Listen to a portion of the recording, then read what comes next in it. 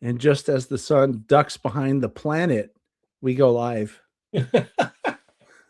Hi, everybody. Hi, Murf. Hey, how's it going, John? Not great, but I'm alive. Had any good salsa lately? Yeah. Yes. Welcome, everybody. And let me explain what Murf is talking about. This week has been a little strange because I've grown very fond of making my own salsa, chips and salsa.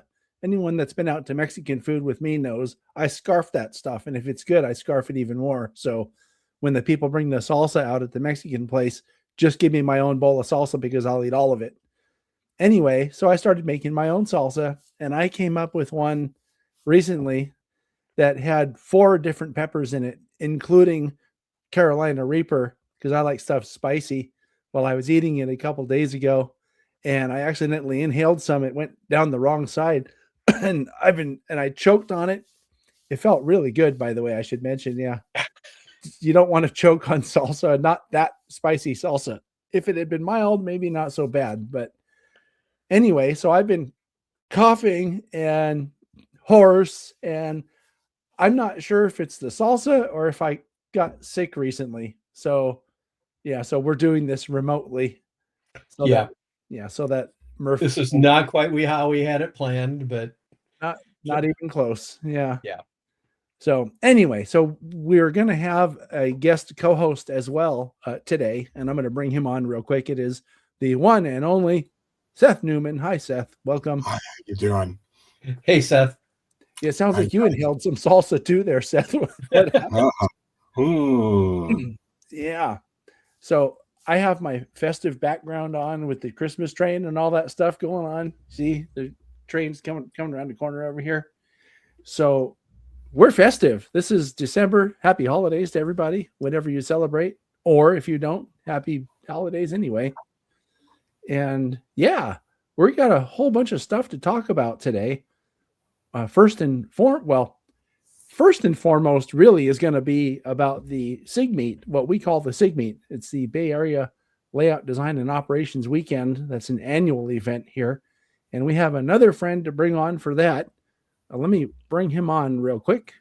This is Robert Bowditch. Hi, Robert. Welcome. And welcome back, I should say.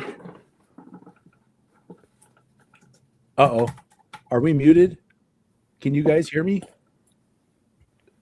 I can hear you. Can you hear me?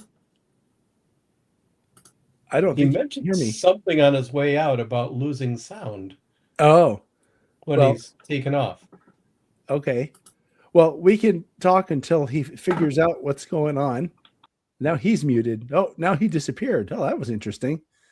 Well, why don't we do this then? Oh, hold on a second. Let me try bringing him back. Oh, now he disappeared out of the bottom too. Why don't we talk about what you have, Seth, and then when Robert comes back, we'll talk about the Bay Area layout design. Oh, here we go. Let's try this. Can you hear us now, Robert? Yes, I can hear you now. Oh, hi. Weird. Yeah, so I can hear myself. There's an echo too. There's an echo. Is there an echo for you too, Seth? I don't know. Can you hear me echoing? I don't hear me echoing. I don't either. Anyway, it's fine. I think we'll just go through this. So, Robert, we brought you on to talk about the Bay Area Layout Design and Operations Weekend, which is something that really 3 of the 4 people on the screen right now are involved with that. But you're the smart one, so we'll let you do the talking. Sorry, Seth. He has books in the background, so he must be smarter than I am. He must be. Yeah, I see only a couple books in your background, Seth, but I see a folio and some other assorted stuff. So, Robert, you win the smart test by having more books. It's just it's a weakness. That's all I can say. Yeah. So, what do you have for us on this Layout Design and Operations Weekend? So the Layout Design and Operations meet is really special for me. It's one of my favorite. It is my favorite model railroad event for the year. And it's also something that's very special that we do in the Bay Area because it's not something you find very often elsewhere in the U.S. There's a couple places that'll do something like this, but the Bay Area one is probably one of the longest living ones. So the idea of the PCR Bay Area Layout Design and Operations Meet is it's a place for people to come and talk about modeling railroads, not just building railroad models. And so this is a place where we talk about how we design layouts to match our particular prototype and what kind of railroad we want. This is where we learn about the history of railroads so that we understand what we're building a model of. This is where we learn how the real railroads work. This is where we learn how to make the railroads operate in the operations game in the way that the real railroads did, so that we can all have a lot of fun at it. Mm-hmm. We've been doing this for about 25 years now in the Bay Area, and every year we have a similar style that we have one day where we're talking about clinics, where we're sharing knowledge about either prototype model railroads or designing real model railroads. And we also have, we also make sure that we invite all of the attendees to come to one of the operating sessions at one of the nearby layouts, so that if you've ever been interested in operations but never gotten a chance, this is a great place to get started. And if you are an experienced operator, it's a chance to do another operating session and to perhaps operate on some layouts that you haven't been on. So this year we're going to be running the event on the weekend of January 31st, February 1st. This is a hybrid event, so you can either do it virtually and just attend the clinics, or you can actually come down to Santa Clara, California, and attend the in-person experience. What we're going to do is on Saturdays, on the Saturday, we're going to have the operating sessions for the in-person attendees who sign up for an operating session. And then Sunday, we'll be having clinics at the Santa Clara Depot. The URL down here, www.bayldops.com, is the best place to find information. So what we're going to be doing is on Sunday, we're going to have several clinics. Two of my favorite is we're going to have David Zune from Minneapolis talking about how he's built a model of the San Francisco State Belt Railway, probably every San Franciscan's favorite railroad, and how he's built that in his house in St. Paul, Minnesota, and the trade-offs that he did to try to fit this very large switching layout into his basement. We're also going to have Dave Lovelace, Charlie Bedard, and Tom Tomasello from the Watsonville area sharing how the layout that Dave's built, that's been a real mainstay for operators in the area, how the operating scheme for that layout has changed because of the operators that Dave's had operating on it for the last several years. In addition, there's a bunch of other ways that this event can be really interactive for anyone who wants to attend the in-person. We always have layout design consultations. And so that means that you can bring a layout design or an operations plan, and you can get a chance to actually talk with another modeler about what you're doing right, what you might try to think about differently. We also will have what we call the layout design challenge. So we're going to have one session where we ask several different modelers to design a model railroad on a particular theme. This year's theme, if you decide to accept it, is to design a model railroad based on the Lenson Avenue Roundhouse in San Jose, California. And so the question is, how would you design a model railroad that is only the engine facility? And can you fit into a 10 by 12 room? We have a couple participants for that, but if you're interested in participating in the competition, go to www.bayldops.com and check out the details on the challenge, and then write Bruce Morden to let him know that you'd like to participate. And then there's all the fun of just being at the clinic and getting to meet people who you've read articles by, or whose layouts you've seen pictures of. It's a wonderful place to just meet people, talk during between the sessions, and then go off to lunch with them. Once again, this is a virtual and in-person event. You can sign up for it and show up in Santa Clara on Sunday and go to the operating sessions on Saturday. You can also attend virtually, and so you can see the presentations on Sunday and be able to ask questions. For more information, go to bayldops.com. And yeah, it's a great event. Come and visit. Wow. We have a question coming up from a particular smart aleck, Heath. He wants to know if he can meet TSG Multimedia, and will there be donuts? There should be donuts, and you can certainly chat with TSG Multimedia, though please do it when they're not trying to broadcast the event to all of the virtual participants. Thanks for that. Yeah, and there's caveat. There's a little strip mall around the corner, so there's a wide variety of unhealthy food to suit every taste. Yeah. Yeah, they have a bagel shop too. So if you are into those healthy donuts, I can see everyone's very excited about that.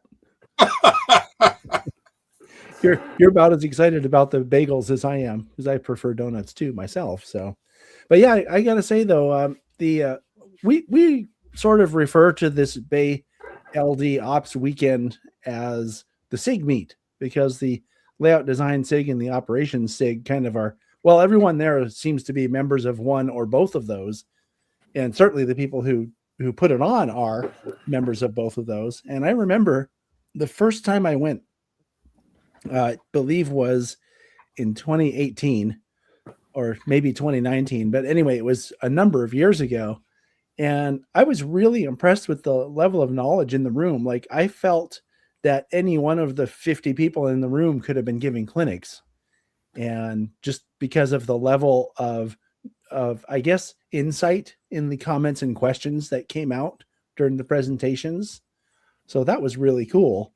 And something else that I think is really cool about the event is, for especially for local people who can attend in person, is it can be hard to get into operations, because you have to be able to be invited somewhere that does it. And generally speaking, the op sessions that we have for this weekend's op sessions, which they're going to be held on Saturday this time, they're open to really anybody. So if you're new to operations and want to find out what it's like or get your foot in the door there, that's a great way to learn without having to worry about messing up the session or asking a dumb question or, that kind of thing. Yeah, so, those are both really great points. Yeah. This is how I got started in operations, was showing up at this and getting introduced to people and then getting invites to other layouts and improving my skills. It's also worth noting that although this is sponsored by the Pacific Coast region of the NMRA, and certainly gets encouragement from both the Layout Design Special Interest Group and OPSIG, you do not need to be a member of any of these organizations to attend. This is an event that is open both for newcomers who are interested in this and curious about it, as well as folks who've been writing the articles in the Layout Design Journal or in Great Model Railroads. Mm-hmm. Yeah, that was another thing. Yeah. Sorry, Seth. That was another thing that I found very interesting, was that I believe there's this book that's all about operations, and it's an OPSIG book. I forget what it's called now, but I think half a dozen of the co-authors were all at the first. That's the one. Yeah. Half a dozen of the co-authors of that book were at the first SIG meet I ever went to. And it was just like, wow, these guys wrote the book. Like, they know what they're talking about enough to write the book about it. I have a quick comment that I need to make. So people are commenting that there's a vertical version of this and then the regular version of this stream. This is something new that StreamYard is doing. So if you're on the vertical version and you don't like that, leave and then choose the other option off of the front page of TSG Multimedia. You'll notice, if you look carefully at them, that one has a little icon that looks like it looks like this, actually. It looks like a phone. That's the vertical version. If you click on the one that doesn't have this icon that looks like a phone, then it'll take you to the regular version that we like to watch on our computers. So just FYI, that's something that probably I should have mentioned in the very beginning. This is some new thing that StreamYard is doing. And I thought, oh, well, I'll try this. And so far, it seems like it maybe wasn't a great idea. But this is our format this time.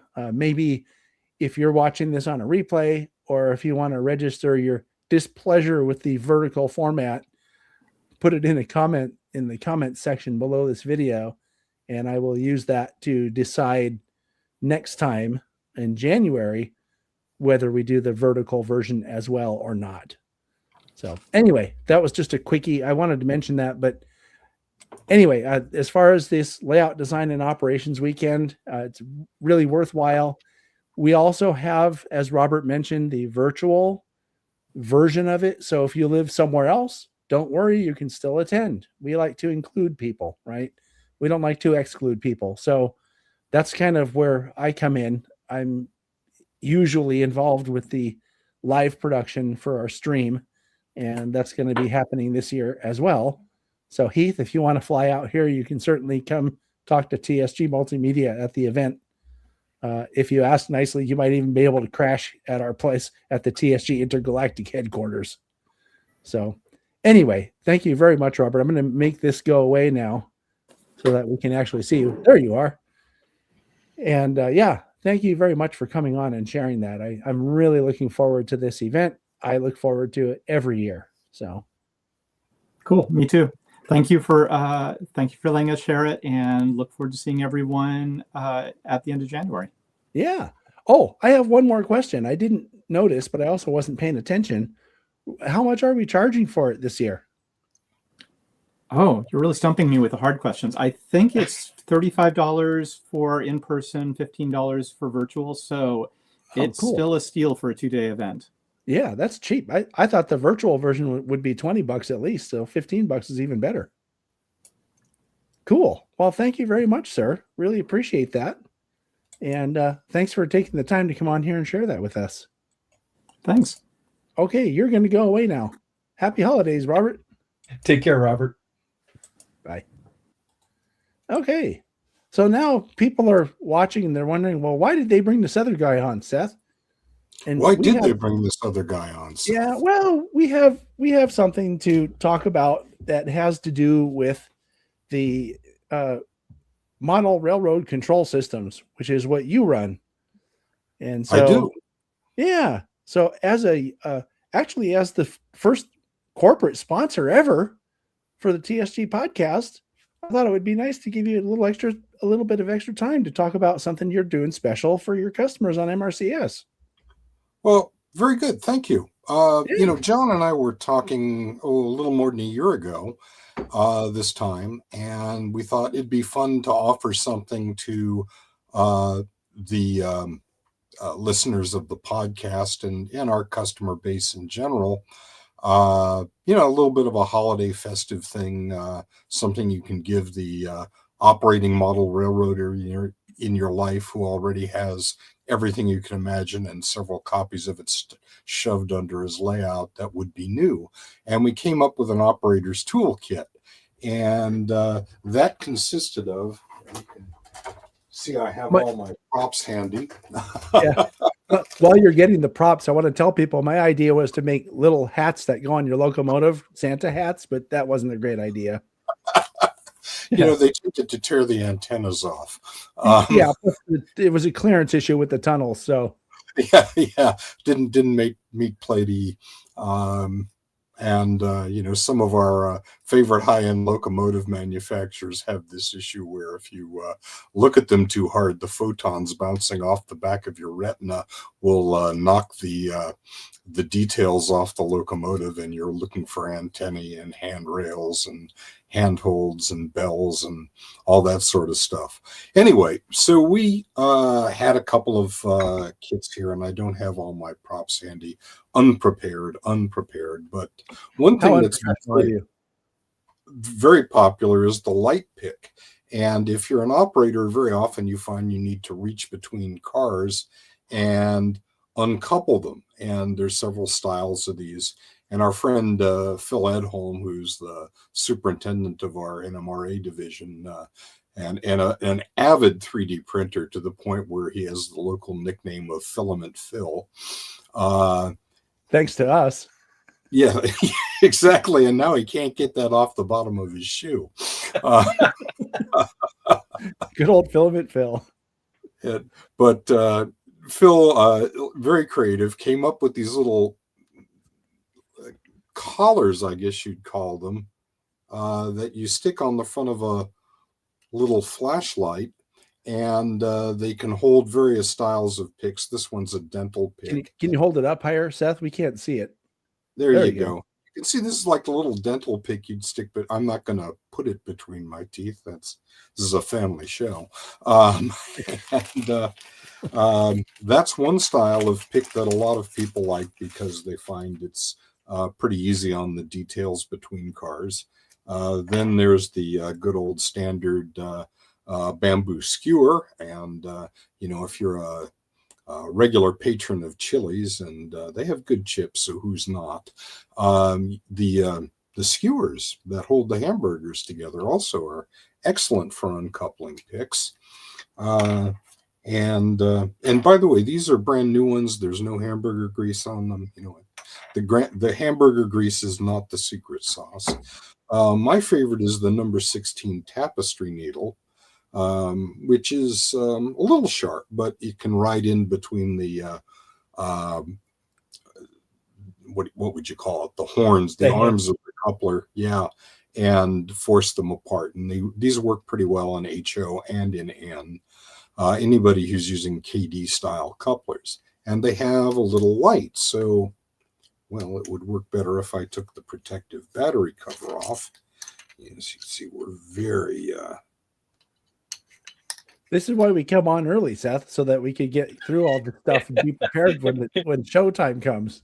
Temporary difficulties. Yeah, I should have some kind of music or something. All right, this one apparently got left on. Anyway, the idea is that the light shines through the little fins here, and you can actually see what you're doing in between the cars. That'd be really nice. Don't get big points here for preparation, but they work very nicely. So we include one of those. You know what you're going to get for your preparation, Seth? Yeah, H.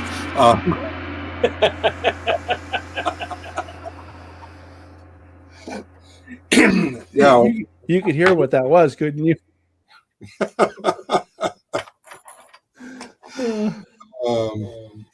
Phil said, well, these are kind of heavy to put in your pocket because, now you have this point sticking down through the pocket and it gets stuck, or worse yet, puts a hole in your shirt. So the sharp edge. Yeah. Let's make these nice little horizontal holders that you can drop this in front of work areas. So you can. I think I have a picture of this. Yes, you do. There we go. Yeah. Oh, there we are. I didn't have to hold that up. And so this is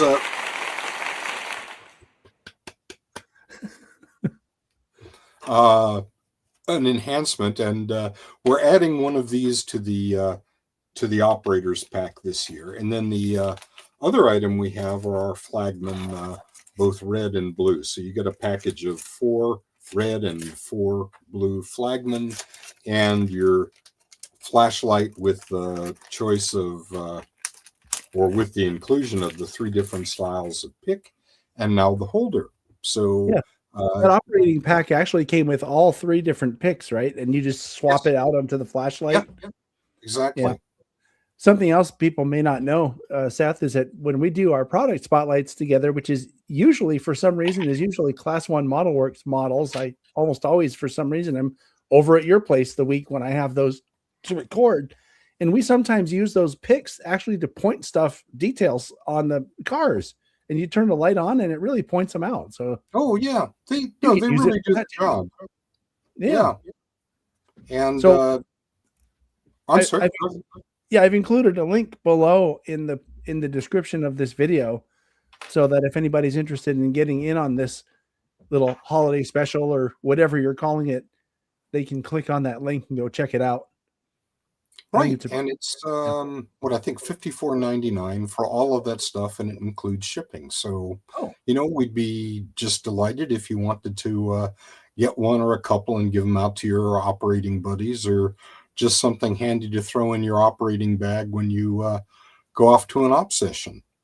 Yeah. Or if you use that one metal point, you could actually throw it at people. If they mess up, you throw it at them. I actually find that it's very handy when you get in a crowded aisle and some guy is just standing there where you need to be and won't move.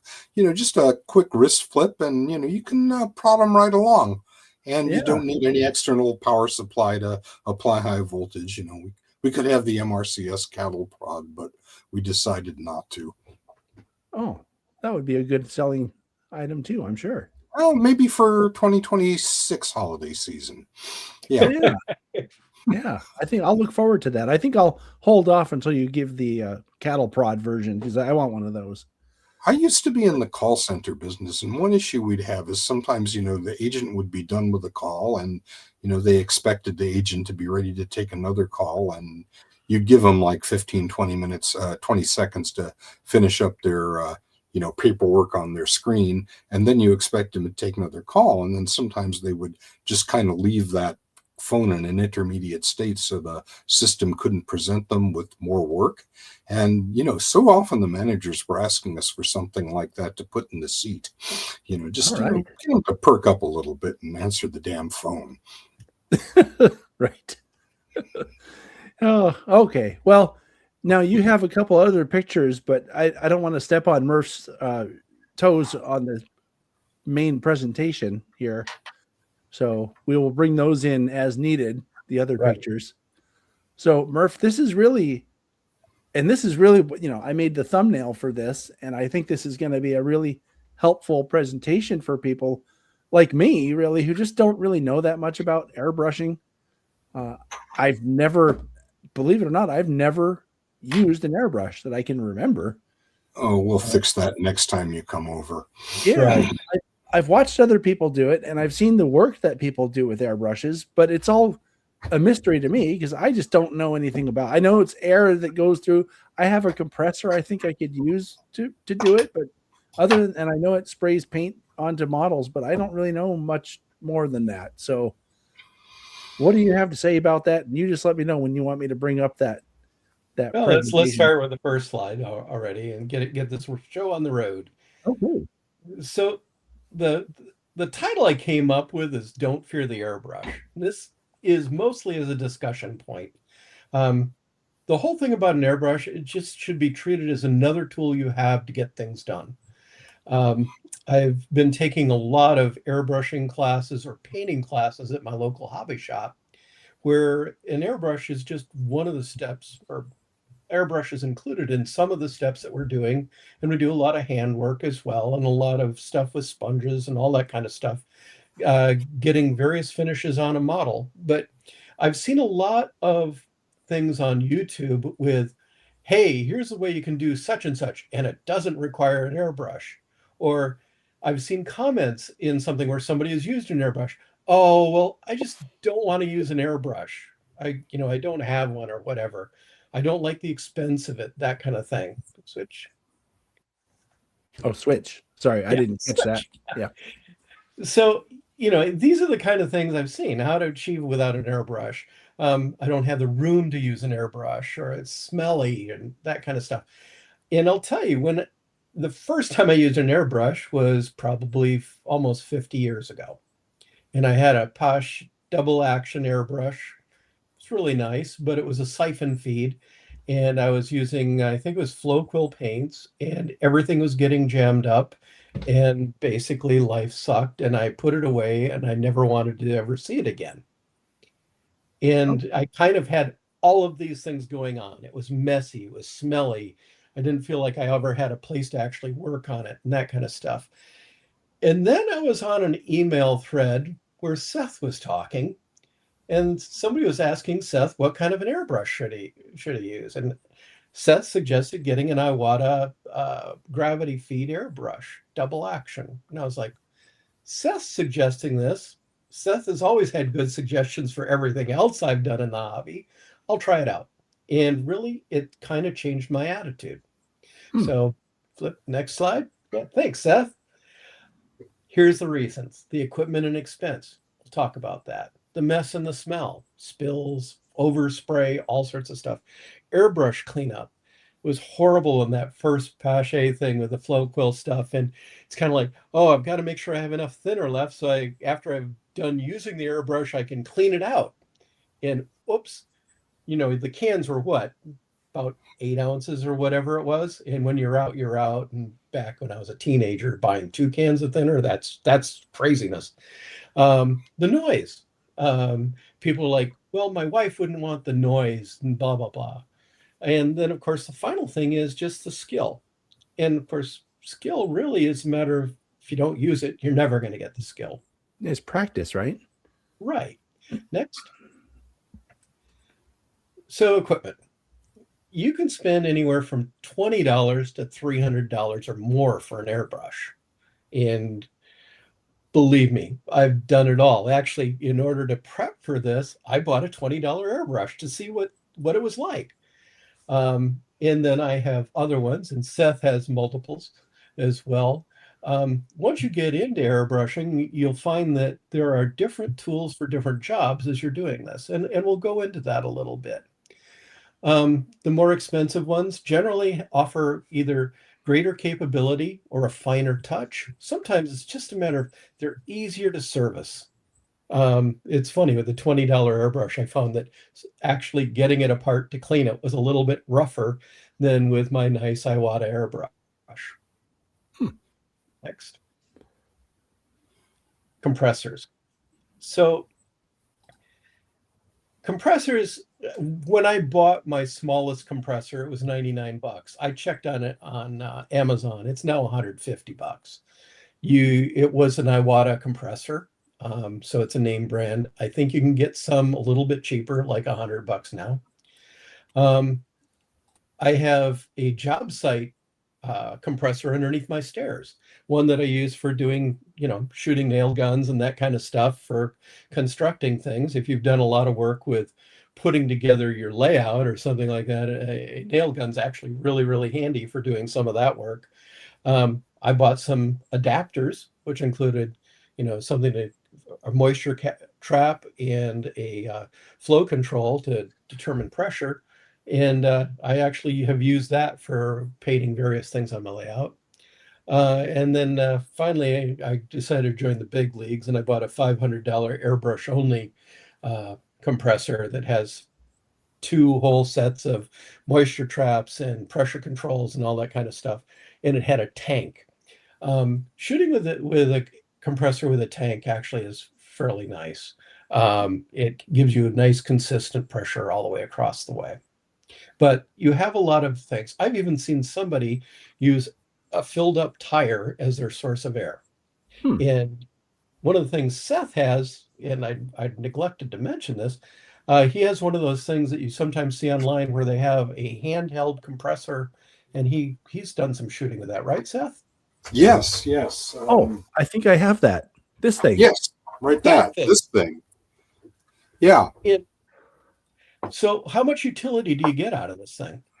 I find that is great for something where you're not working inside your booth. So I had a client who, long story, but we ended up having to rearrange a lot of track for him. And then, of course, the track wasn't painted. So, and the layout was upstairs and on and on and on. So dragging a compressor in there would have been a problem, and having the air hose, which normally is not a problem at all, but it would be draping across scenery, and that would have been awkward. So this thing, as you can see, the battery part, the little compressor, fits in your hand pretty nicely. So the beauty of that was, bottom.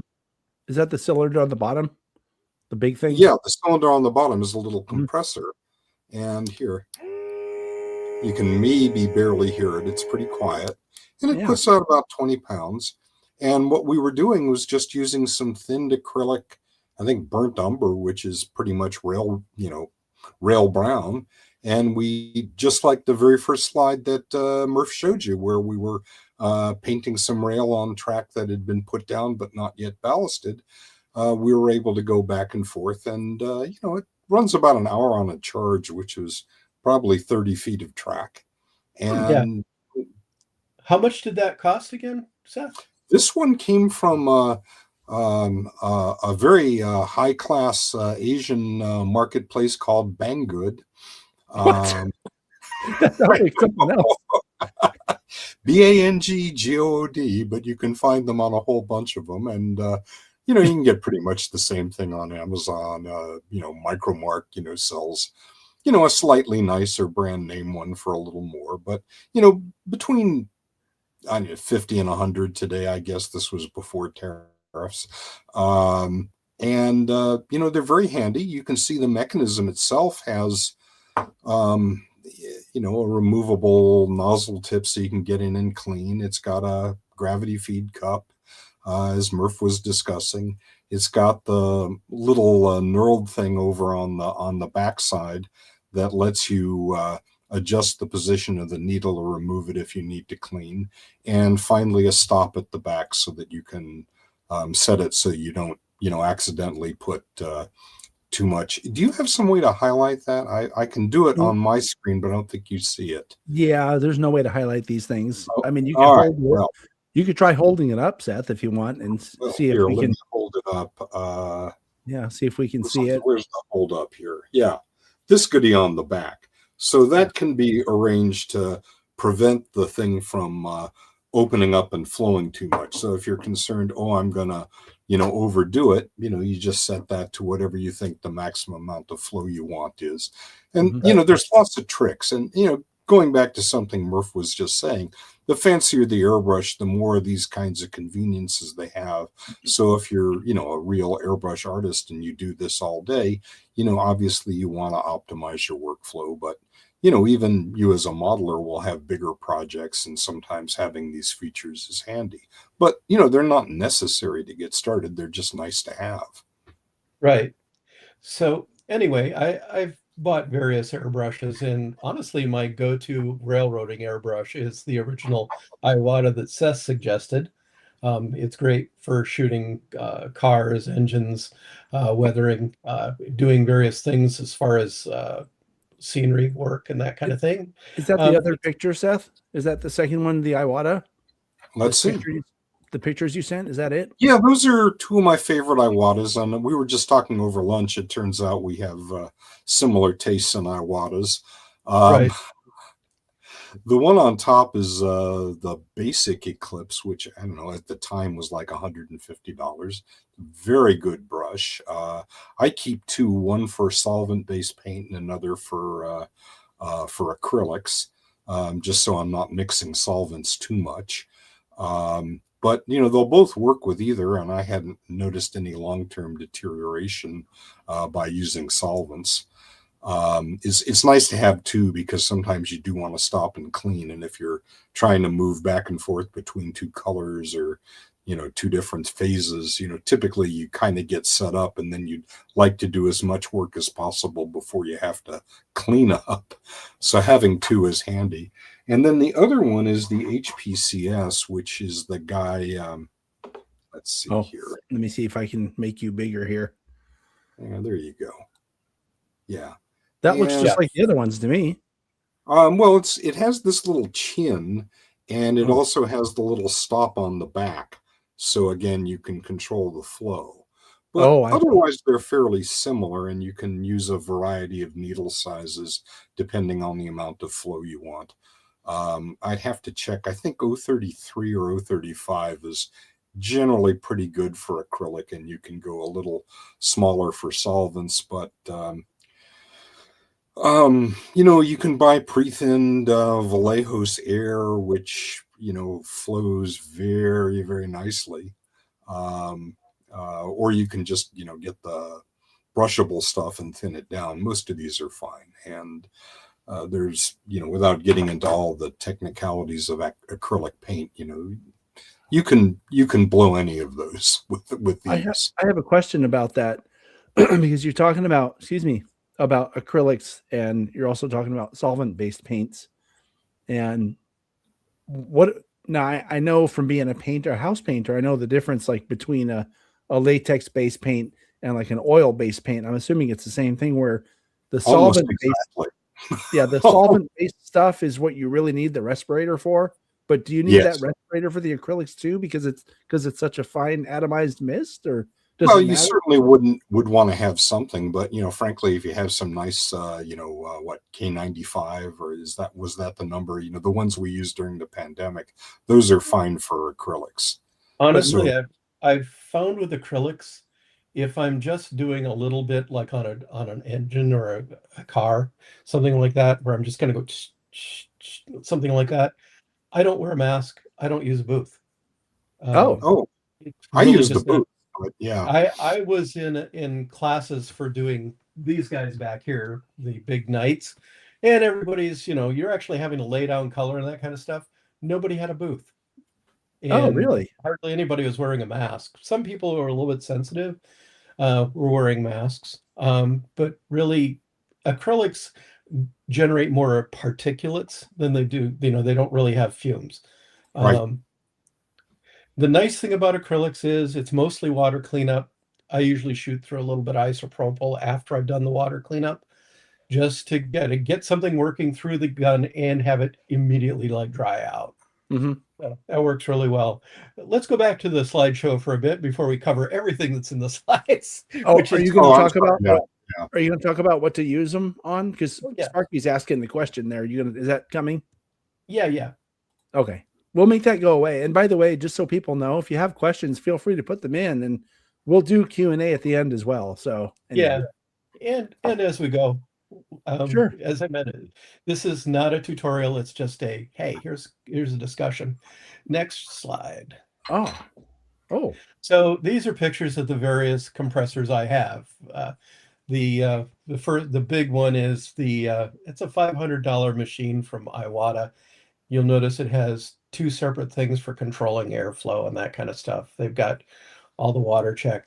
The one on the upper right is the first one that I got. And as for noise,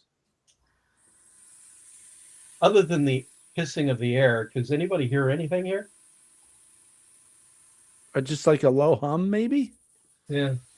See, and I thought turned these. it on. Oh, that's It's it. going right now. I thought But that was your CPAP machine, Murph. Yeah. That one's on all the time because it has no tank. Oh, The one on the left actually has a tank. So it fills up and I shoot for about, probably a couple of minutes, and then the compressor will kick on again and fill it up. Then the final one on the lower right is one like you'd use for nail guns, that kind of thing.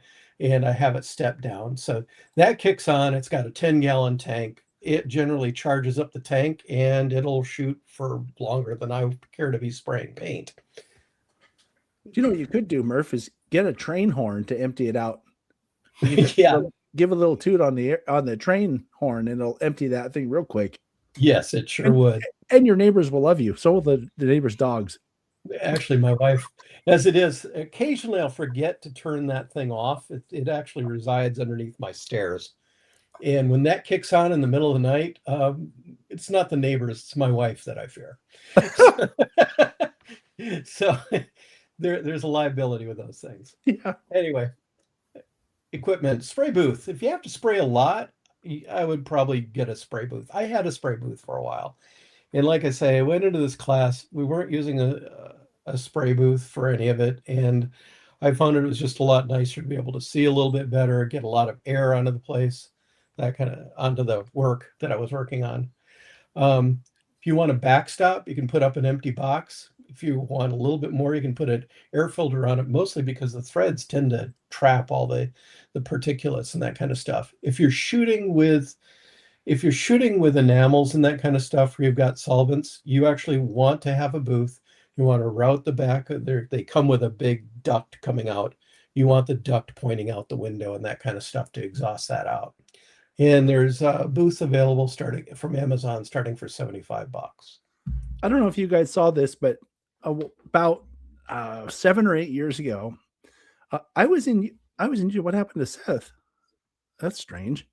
Not sure what happened to you, Seth. Did you knock yourself off, or did I do that? Yeah. I'm sorry. I was. Well, what I was doing, long clicking. Yeah, indiscriminately clicking. What I was going to say is, I did a video. I was in Utah with my friend Alvin. It was actually during the 2019 NMRA National Convention, and we did a video live. It was one of the really early live streams that I've done on the channel, and it was Alvin building a spray booth out of a cardboard box and a box fan. Yep, sure. Why not? And I thought, that's really cool. Now, and a filter, right? It's because you had to put a filter on the front of the fan, and it wasn't really like a pro thing that you'd want to be spraying your solvent-based stuff in. It was just something to keep the particulates of an acrylic-based paint out of your face and out of your nostrils by directing it elsewhere in the room through a filter. So yeah. You know, about 30 years ago, my wife and I were living out of town, and we both had job assignments in the same place. And I had a little place for my, my desk and a work table, and I had one of these little fold-up cardboard box uh, spray booths with a fan in the back, and Oh, I just took a piece of like half inch, 10-inch by 2 foot bookshelf, cut a hole in it for like a dryer hose mhm. to fit out the back. And I would just open the window. It was, kind of a, what do you call it, casemate type window where it slides up and down. Shove this thing in and then close it. And even in the winter in the Northeast, it sealed up well enough for the hour or two I was going to use the airbrush. And that Yep. whole little arrangement worked fine. And, again, as long as I used acrylics, it didn't stink the place up too bad, and not too much spousal pushback. Right. Right. But the people walking by the window outside were getting real high. And Well, it and was the and ninth multicolored. floor, so whatever birds hadn't migrated, yeah. Yeah. They start having thin eggshells, on their eggs. They're like, we don't know what's going on, but it's only in this one Couple of neighborhood. sparrows sitting at the end of this pipe, getting high. Um, Yeah. Shouldn't joke about that because that's the real kind of stuff that happens. Anyway, on with the show. So please Yeah. proceed, Let's sir. move on here. I can't remember what's next. Other tools you'll need: a wrench to loosen up the airbrush. Sometimes I actually got a soft jawed pair of pliers to be able to undo my front nozzle sometimes when it needs it. You need airbrush cleaning brushes. You want a nozzle wrench, which is a very small wrench that'll take the actual nozzle out of the airbrush, the front end. Need paper towels. I use sports bottles where I'll put water into one and isopropyl alcohol into another. You need an airbrush holder and jar like I have in the picture here. And you want a washout jar. For that, I just use a standard jar that used to contain food and just dump out the cup of my airbrush when I'm done with the project as the initial take. You dump that out, swish in some water, mix it around, and dump it out several more times.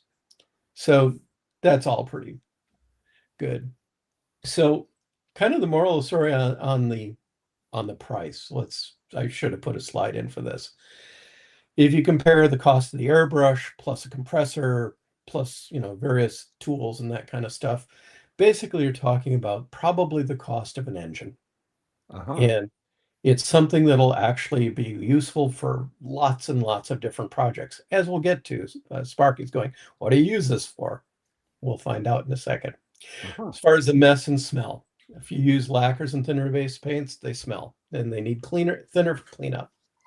I use acrylics exclusively because I really I despise using lacquers and thinner. I do actually use oils for doing, some bit of weathering and that kind of stuff, and that's about as much as I use that kind of thing.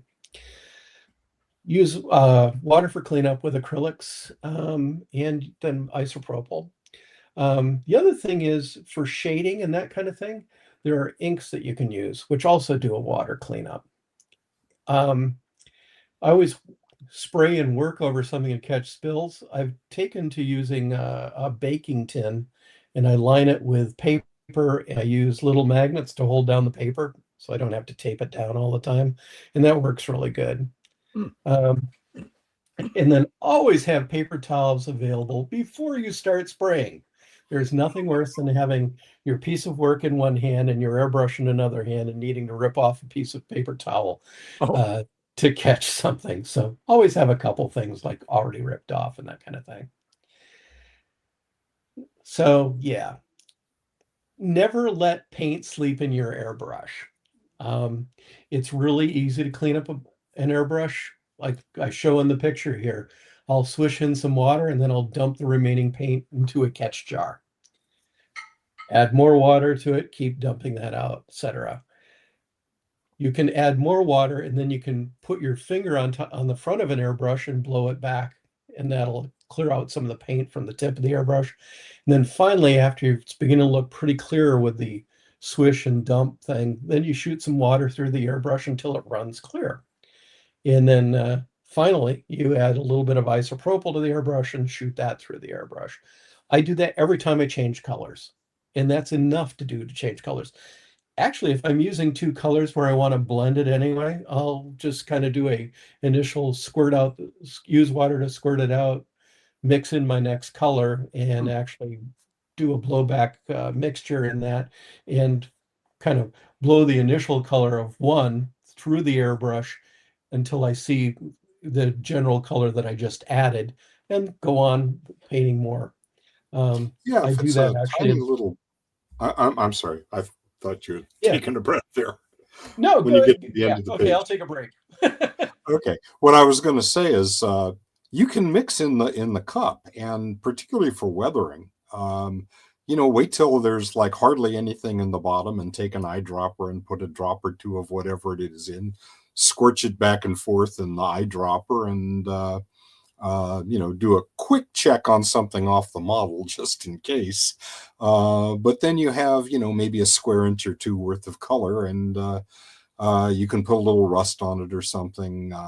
I saw a video from a military modeler about that. By the way, there's lots of great YouTubes out there from the Right. plastic modelers and the Warhammer guys and the 40Ks, who make anything we want to do look pretty trivial. But all this stuff works, and you can mix acrylics. You can mix oils. They're probably the best at mixing. But for our purposes, you can do a lot with just acrylics. Yeah. So, the never let paint sleep in your airbrush. There was one time I was taking a class at my local hobby shop.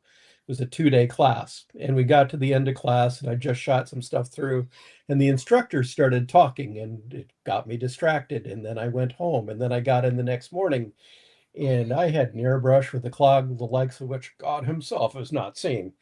And I had to do a quick 15-minute tear the airbrush apart and do a total clean of everything. You don't want to be in this position. Luckily, I know my airbrush well enough where it's not a daunting task. It was just, I really wanted to get going so I could get started in the next day of class. But yeah, letting paint sleep in your airbrush is generally bad, and it's very upsetting. And that's where most of the problems come with airbrushing, as far as I'm concerned. As I've shown, you can get compressors that really, you can get away with it. The compressor that Seth showed on his handheld airbrush was, certainly, not that noisy. That one, yes. However, if you use the under the stairs compressor, it's going to be loud. And as I said, some people have actually just filled up a tire with air and used some adapters and spray from that. It's possible. As far as skill is concerned, you basically just learn by doing. It's important to learn how your airbrush works and feels and that kind of stuff. In general, a double action airbrush works by applying air when you push the button down. It applies more and more paint as you pull the trigger back. So I'll pick up an airbrush here if you can put me back on the screen here, John. I can. Oh, well, it would be helpful if you're actually on the Worldwide screen, wouldn't headquarters, something like that. So pushing down, that's gonna let the air in, and then pulling back puts more and more paint through.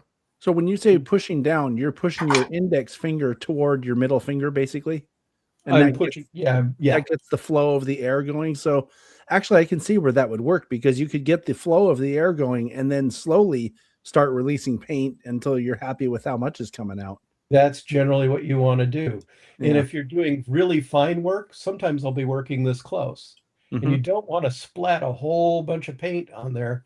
You actually want to put just a little bit on. And I have an example of that a little bit later on.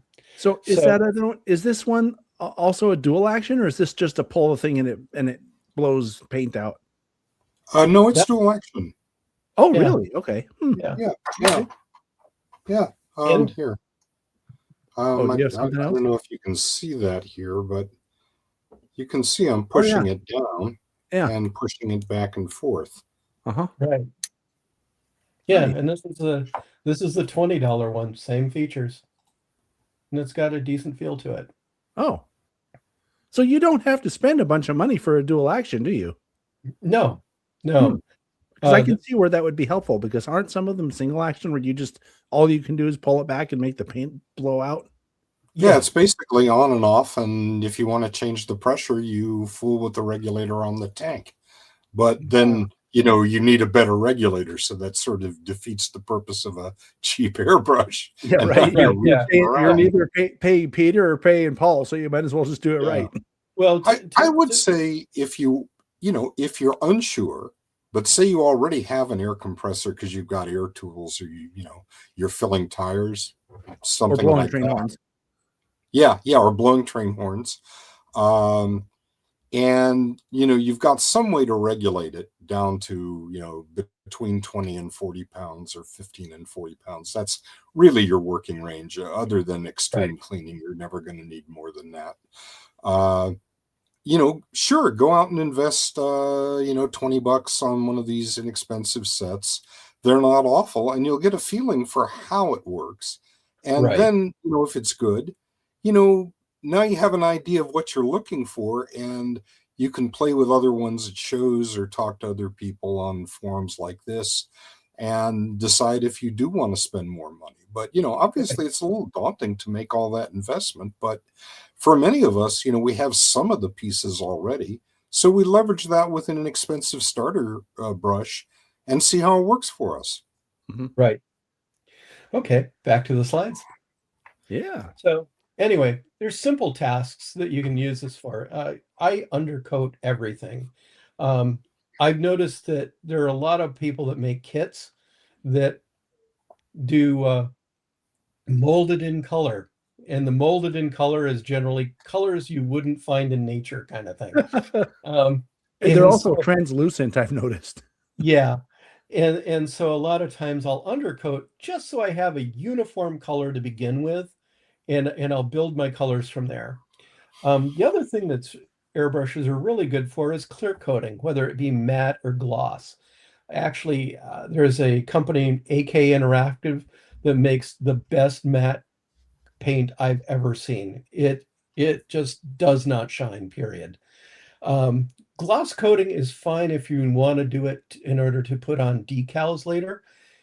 Don't use an acrylic gloss to undercoat or to put a surface on it to do oil weathering, because the oil paint will just chew up the regular paint or an acrylic paint. When I need to do oil weathering, I'll go out and I'll actually go get a can. I get a can of gloss clear from the hardware store, and I shoot with that. It's what we've done in class for all of those guys, and do all the oil stuff, and then I'll come back to it with the AK Interactive matte to get the gloss back down again. So this is what other people might refer to as dull coat, right? Yeah, matte is dull coat. Yeah. And if you've ever had a problem where you sprayed in a bad temperature, or it's too humid and your dull coat goes foggy on you, once you try the AK Interactive matte, you'll never go back. That's happened to me, actually. I had a can of, I guess it was Tester's dull coat, and I sprayed it onto an N scale model that I was working on, and it came out in chunks. It was just not good. Yeah. And now, luckily, I was weathering the piece anyway, so I was able to still use it, but I don't even know how I would get that off if I needed to. This sounds like a much better solution for me, or someone like me. Yeah, rattle cans are dangerous that way, particularly if they've aged. They tend to spit a lot when they start, so shake it real well and do the first pass on, you know, a piece of paper or cardboard. Somebody was suggesting an old car or loco. I just would use a white piece of cardboard myself, you know, just to, you know, get it out of there. I mean, the rattle cans are relatively cheap and certainly very easy because you can just throw them away when you're done. But they are, you know, they're not a free ride, right? You have to really be a little careful with them. I've never had a bad experience spraying AK Interactive matte, and that's just been amazing. Then there's and doing basic colors. basically it's a good simple task to practice with. If like shooting a building or something like that. Like I say, a lot of the kits coming from Walthers and that, it's like, well, yeah, I get that it's a blue and white building. No, it's not that color blue. That's way bright, etc.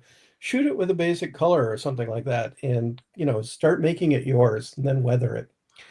There's harder tasks when you have to do fine detail. I have an example of that.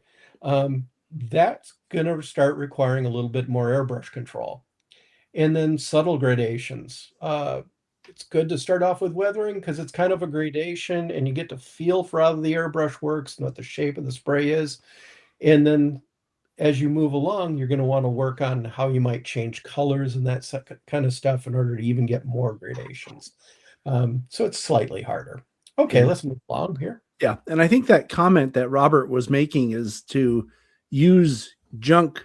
You can pick up a $4 or a $3 piece of rolling stock that's, I'm going to call it junk. I'm not saying that to be mean or nasty to any of these companies, but because they make models and they're just not as good as other models. That's what I'm referring to as junk. And you can pick this stuff up at train shows real cheap.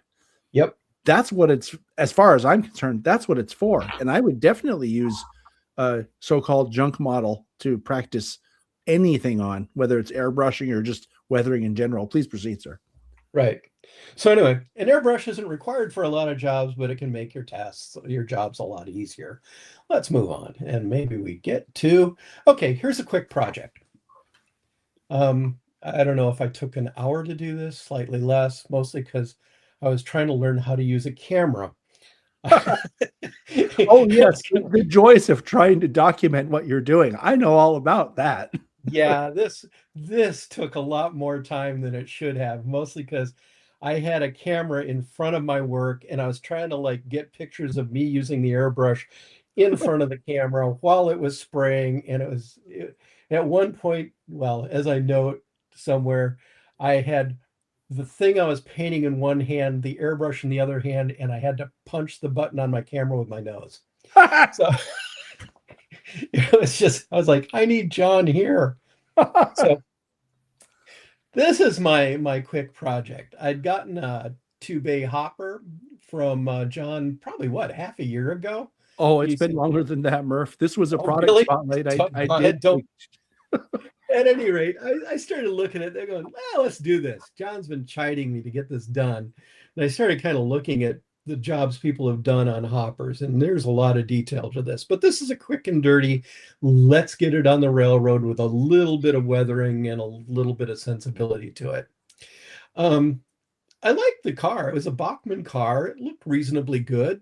And the manufacturer had done some work with piping on this and brake rigging and that kind of thing, but they were all molded in black, of course. And of course, the brake wheel at the end was black. And it's kind of sad because I like the car a lot. So I tried taking off the piping that goes off on the side there where I had, you see the yellow tape, and there was one point where that was glued in. And I don't know if you've dealt with pulling Delrin off of a car, but that's a good way to have a piece of broken piping. So I'm like, forget it. I'm just going to mask it. I just didn't want to hit the side stuff on the car itself that had all the information plates. And then I looked at everything else. I can hit that. And the coupler box pocket or cover there. Okay, that's a problem. The wheels are always shiny, bright steel, which I've never seen happen in nature. And then there's truck side frames. And then, of course, I always yank out the plastic couplers because I hate them and put in my Cadies. At any rate, so we have first job is to get the black, slay the black, as we like to say it. We want to get rid of the black Delrin shiny bits. So next slide. Yeah. So in order to mask the trucks, I put it into my famous truck masker, which basically just keeps the backside of the trucks from getting paint on them. You want mechanically to have your actual wheel sets roll. So I didn't want to have, paint on the inside of the trucks. We should probably And- talk just briefly about what that is, Murph, because I think that's one of the, and this is another topic that I think we could do a video about someday, which is using your 3D printer for something other than detail parts. This is basically a mask, right? That you made on your 3D printer to paint the wheel faces. I thought that was one of the most clever things I've ever seen. Okay, so I think there's a company that made something like this. Only Yeah. it was it Prizer or somebody like that? But I was like, I can do this, and not only that, but I made that thing in 28-inch, 32-inch, 34-inch, and 36-inch wheels. Something like that. All the sets that I actually needed on all the cars that I had. It's a great idea. And it's molded in there. And at some point, I'll actually put them up on a website somewhere where people can get to these things. The thing up above actually is jawed and has those notches. And so I swing the top part open. You can see it kind of latches there. And I can put truck side frames all the way across there and spray them all at once because I'm lazy. Good engineers are lazy. Some bad ones are too. Anyway, good engineers are lazy, but they solve problems. Bad engineers are lazy and they don't do anything. Right. So anyway, I want to shoot the black things on the car. I want them all to end up pretty much close to that cream color of the car body. I'm going to hit the truck side frames and the wheels with kind of an oxide brown kind of thing. So next slide. Hey. Here I am shooting the piping in there. And in order to get close enough, basically I was about half an inch away, a little bit closer. And I was using a really nice Harder and Steenbeck airbrush for that. If you want to switch to me for a sec. Okay, this guy, which has a 0.25 needle in it. And it's got a really nice fine control here for pulling back. It's just smooth as anything. And it's my preferred airbrush for really tight situation. Back to the slides. Yeah. So we're shooting that and I'm hitting it with with a Pro Acryl white primer because Delrin really does not want it. Delrin hates paint. It really does. It just slips off from it. Yeah. So I'm hitting it with primer, which gives it some tooth. So did that. Hit it all over. You'll notice that it's brighter than the car. We can't quite let that sit. You'll notice I'm even hitting the coupler cover and that. And I did the brake wheel at the end, which we'll finally see at the end of this slide set. Next. And here we are shooting the brown red oxide primer onto the wheel masks. The major thing for the wheel masks is I really didn't want paint on the treads. You don't want paint sloughing off on your track. So that's the primary purpose of the wheel masks. The other thing you don't see here, I'd added a little bit of mask to the tips of all the axles so I didn't have to kind of like sand off the paint. And that way there's a latex thing. You just dip on there and basically you pick them off after you're done painting. Little side pro tip. You had to actually watch the video to know that. And here I'm using actually the $20 Amazon airbrush. Perfectly fine for this kind of a job. Actually did really good. And it's shooting primer. Again, those wheel faces, they don't want to take normal paint very well either. They won't keep it very well. So I like to shoot with primer. Next. And the same thing with the trucks. And the major thing with this, the thing you can't see because we don't have motion in this, is I'm moving the trucks, etc., back and forth, and I'm making sure I can get the tops and the bottom. I'm not moving my airbrush. I'm moving the piece I'm actually shooting. And you shoot both sides. Next. Here I am hitting up the couplers. You'll notice I have not masked that. I did get a little overspray on the body, but ultimately it just doesn't matter. It's going to be weathered anyway, right? Right. Exactly. All of this is being done with acrylics because I really just don't like working with thinners. I don't know if you've thought about this, Murph, but someone that I know or knew or whatever who was actually very good with an airbrush would just cut a slit on a piece of paper and stick the coupler, basically run the slit over the coupler shank. Yeah. And you can do whatever you want to the coupler without having to worry Yeah. about the paint getting on the Yeah. car. Just Yep. before. Good point.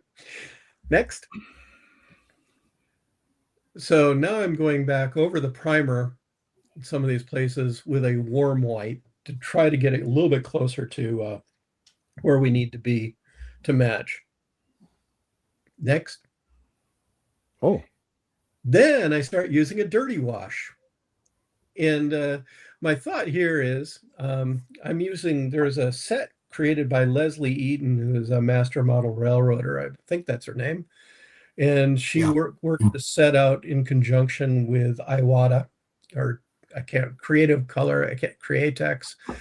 At any rate, she had like a dark dirt or something like that color and a light dust. And so I'm going to do dark dirt from the bottom shooting up, because you've got a spray pattern for an airbrush. And so I'm going to actually kick a little bit on the bottom of the car, but mostly I wanted to get these bays dirty. And you'll notice that it also kind of makes it so the white kind of just settles in, and doesn't matter that the off-white was not quite so dead on. Mm-hmm. So I'm shooting from the bottom side, rotating the car around on this little turntable thing.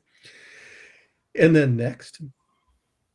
And then I shot from the top side down with dust color to kind of fill in the blanks. And you'll notice that basically you get a little bit of dust coming down. This is not heavily weathered. Matter of fact, honestly, I would normally do a little bit more on the top for this, but I was running out of time. And you'll notice too that it brought the black Delrin brake wheel on the right side there at the end of the car. It just like, oh, that fits now. That works. So you'll notice the side frames actually got a little bit of the dusty look coming down, kind of like a freebie dry brush almost out of doing this. This whole thing really hardly took any time. Like I say, I was spending more time fiddling with cameras than I was actually doing the work. So that's one possible job, using airbrushes. Next, you can use it for spraying track. I spray all my track before ballasting. I hit the sides of the rails and all the ties. Sometimes you can like live mix in colors, like Seth was mentioning, kick in a little bit of brown here or there, etc. Add some of that dust color. I didn't do the whole thing because this actually takes a little time. I used all three brushes on this. I used the Iwata. I used a different Iwata called a TRN1, and I'll take a look at that in a second. And I used the $20 brush. Oddly enough, the close one is the $20 brush. The coverage was not nearly as good as it was with the Iwata. It was kind of funny. I was getting a little bit tighter spray on it, which, it was notable. At any rate, the TRN1 is kind of an interesting airbrush. That's this guy right here. Oh, I should bring you on the screen for this. Okay. And the neat thing about this one, it's got a cup that comes off the side of the airbrush. And the nice thing for doing track work with this that I found out is that you can actually angle this thing so you can shoot straight down if you need to. Mm-hmm.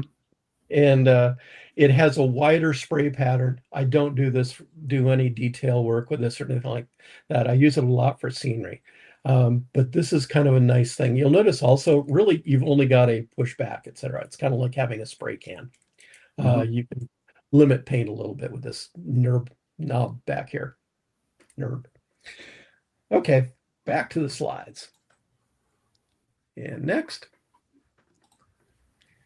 So the other thing is I needed some track bumpers. And I'd seen these track bumpers when I was in Denver at Denver Union Station. And I said, this is going into my engine terminal. And I wanted to have something like those. And I bought the next slide. I think these are Walther's things that kind of had the right configuration for that, except of course they're really shiny, they're really black.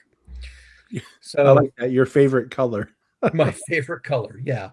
I mean, these actually end up being kind of nice looking bumpers, but you can hardly tell here. There's no contrast to it. There's no definition. So anyway, first thing I do is I spray them with white primer. You notice I even got both the airbrush and the object getting sprayed in this frame here. That's I'm very proud of this professional shot. picture right there. Yeah. Next thing, if we do anything more with this, John's coming over to my house. So now they're white. Instead of shiny black, they're just plain old white. Next. Uh-oh. So I used two different colors for this. I shot from the bottom side with orange because I wanted to have kind of a look of shadows. And then I shot from the top side with a warm yellow. You'll notice this is pro acrylic paint. I didn't have to thin it at all. I shot it. Next.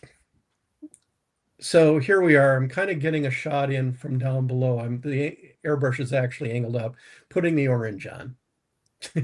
My comments. I took the shot with my nose. Oh, this is the shot. This is the nose shot. The nose shot. Yeah. So there we go. And again, you move the pieces, you don't move the airbrush. You don't want the paint sloshing in the airbrush. Yeah, I was going to ask you about that because those gravity feed cup things look like it would spill. Like I'd be worried that I'm going to just forget and set it down and make a mess on the desk or something, you know? Well, that's why you have, a holder to set them down in. Yeah. I saw that early on in the presentation. You showed a picture of a couple of airbrushes in a holder. Yeah. Maybe I should show that. Yeah. Is that something is that something you 3D printed or is that something you bought? Yeah, I 3D printed this. I actually found somebody's holder on Thingiverse for both the TRN1 takes a lot bigger holder.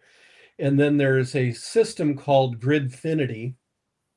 You'll notice the grid down here, which has a whole bunch of ways of making boxes and stuff like that. And I've designed some stuff that fits into the Gridfinity thing. Anyway, I in the one of the software tools, I just merged the brush holder onto a Gridfinity bottom, and so now it works this way. Right. So sorry, anyway. I wasn't trying to take your picture off. I clicked something by the wrong thing. Yeah. Okay, next. So here we're shooting from the top with the contrasty yellow, and you'll notice you're getting a little bit more definition to the rivets, and there's multiple components here that you couldn't see before, etc. And then in the next thing, I broke from the airbrush. And I tried a different product because I've always wanted to try it. Next slide. There's this product called Noosh, which is an acrylic way to do a kind of like an almost oil wash, only it's all acrylics. So I didn't have to spray these things clear or anything like that. And you put some Noosh in a cup. Let's go to the next slide. You put the Noosh in the cup, dump a bit of brown in there, swish it all around, and you paint it all over whatever you're doing, and then use little makeup sponges to take it off, just like it's an oil wash. And the nice thing is, once again, water cleanup, that kind of thing. I had to leave it sit for a while in order for these things to dry, because basically all the Noosh does is keep the acrylic from drying as fast as it normally does. One of the nice things about acrylics is it dries real fast. You can kind of move to the next segment of doing things in about 5 minutes. Once you put Noosh in this, it's going to take about 20 minutes to 30 minutes. I was actually hitting it with a hair dryer for a little bit. Next. And so that's kind of what we ended up getting. And then I hit it with some of the airbrush matte just to seal everything in. Nice. And I think that's it for that. Oh, there we go. There's a bigger picture of it. Yeah. Yeah. That looks way better than the shiny black. Yeah. Yeah. It's suddenly all the research and whatever they put into making the tooling for these things has paid off because you can actually see details. Right. So yeah. Anyway, I think that's about it here. Yeah, there we go. It's time for the Q's and A's.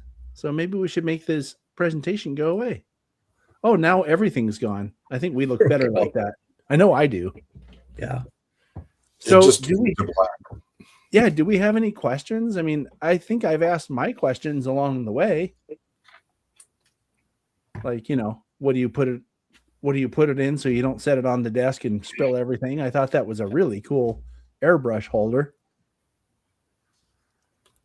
Railroad Bob is asking about interior versus exterior mix brushes. Oh, I saw Yeah. that earlier. Where was that one? Here it Yeah, is. he's about 8 up from the bottom. There you go. I didn't even know this was a thing. Do you know about this? These What is it guys represent? are all interior mix. Yeah. Yeah. What does that mean? Well, it means that the mixing chamber is actually down in here. And Right. So the upside is you get a better mix. The downside is occasionally you have to get in and do a little more cleaning. Yeah. Generally, what Murf was saying is going to be fine. At the end of the day, in addition to what Murf was suggesting, I also pull the needle out carefully so as not to bend it. If you bend it, you broke it, and wipe it down with whatever solvents appropriate to that paint. Here I'm trying to get that here, and then you just very carefully push it back in. And can't see what you're doing there, Seth. sorry. Well, Just don't I bend can't it now. see it well enough to do it and do it at the same time in your field of view. And then you just tighten it. Yeah. Those Iwata things are does super sharp, supply, aren't they? yeah, the needle it'll stab you if you're doing diabetic needle tests. You may save yourself a lancet. Yes. So Keep your test strip handy. You'll get What- good use out of it.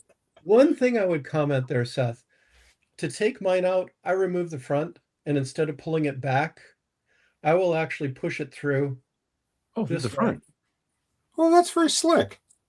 because Yeah, of there's course a you can seal. do that. Yeah, there's a seal in there, Yeah, and once the seal goes, the airbrush needs to be sent back to be refurbished. yeah.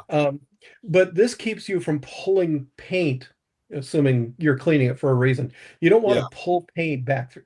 Yeah, sorry about that. And then Oh, that's a good idea.